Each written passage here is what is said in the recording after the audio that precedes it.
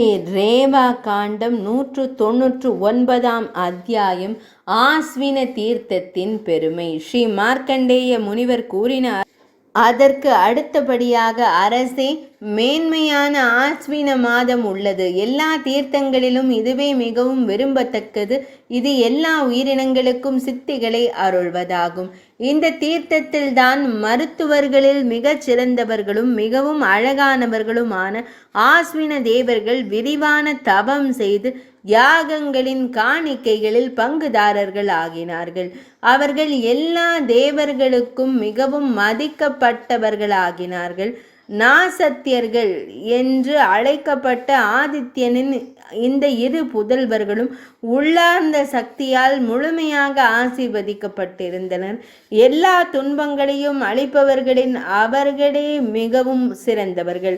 யுதிஷ்டிர மன்னர் கூறினார், ஆதித்யனின் புதல்வர்கள் எதனால் நாசத்தியர்கள் ஆனார்கள்?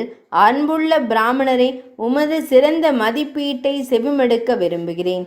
ஸ்ரீ மார்க்கண்டேய முனிவர் கூறினார், பாஸ்கர புராணத்தில், அதாவது ஆதித்ய புராணம் அல்லது சௌர புராணம், தேவர்களின் தலைவரான உன்னத ஆன்மா கொண்ட மார்த்தாண்டனின் நடத்தையையும் செயலையும் நான் விரிவாக செவிமடுத்திருக்கிறேன். பரதனின் வழி தோன்றலே, முதுமையால் நான் மெலிந்து போன போதிலும் நீர் பக்தி உணர்வுகளால் நிறைந்திருப்பதால் இதை நான் சந்தேகமின்றி உமக்கு சுருக்கமாக விவரிப்பேன்.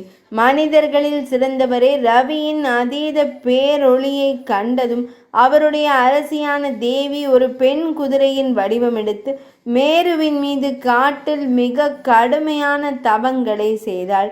பல தினங்களுக்கு பின்னர் வணக்கத்திற்குரிய ரவி பகவான் அவள் தன் உடலின் திறனுக்கு ஏற்ப அங்கும் இங்கும் சுறுசுறுப்பாய் பாய்ந்து செல்வதை கண்டார். அவர் மனதிலிருந்து பிறந்த காமதேவனுக்கு பலியானார். அவர் தனது உன்னதமான பேரொளி வடிவத்தையும் உயர்வான மகிமையையும் துறந்தார். அவர் சுறுசுறுப்பான பாதங்களை கொண்ட குதிரையாக மாறினார். உரத்த குரலில் கனைத்தபடி அவர் அந்த பெண் குதிரையுடன் புணர்ச்சியில் ஈடுபடத் தொடங்கினார். லேசான பாதங்களை கொண்ட தேவி பெண் குதிரை அவரை நேருக்கு நேர் கண்டாள். அதனால் அந்த சிறந்த விந்து அவனது நாசிக்குள் நுழைந்தது. நாசிக்குள் நுழைந்த அந்த விந்துவிலிருந்து ஒரு சிறந்த கரு வளர்ந்தது. குந்தியின் மைந்தனே, அதிலிருந்து பிறந்த புத்திரர்கள் நாசத்தியர்கள் என்று பிரசித்தி பெற்றனர். அவர்களின் அங்கங்கள் ஒரு உருவத்திலிருந்து வரையப்பட்ட நகலை போல சமச்சீராகவும் நேர்த்தியாகவும் அமைந்திருந்தன. அவர்கள் தங்கள் அழகிய தோற்றத்திலும் ஆளுமையிலும் எல்லா தேவர்களையும் விஞ்சியிருந்தனர்.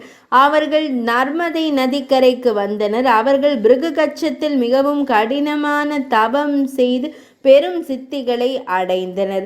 குந்தியின் மைந்தனை, எவன் அந்த தீர்த்தத்தில் புனித நீராடி பித்ருக்களுக்கும் தேவர்களுக்கும் அபிஷேகம் செய்கிறானோ அவன் பாக்கியசாலியாகவும் அழகாகவும் ஆகிறான். 199 அத்தியாயம் இனிதே நிறைவடைந்தது.